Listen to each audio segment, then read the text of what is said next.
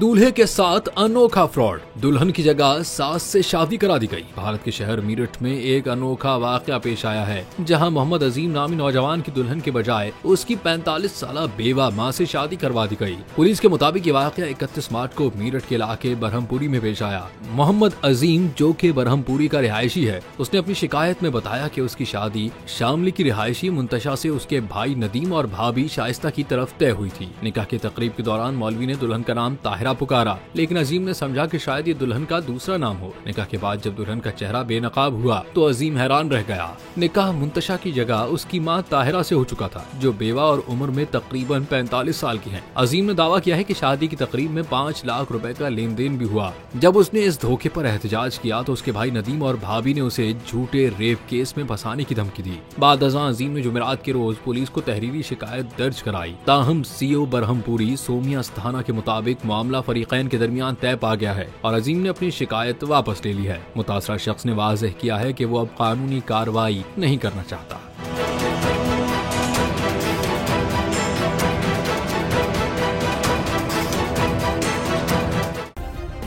Subscribe करें और bell दबाएं ताकि कोई खबर रह न जाए।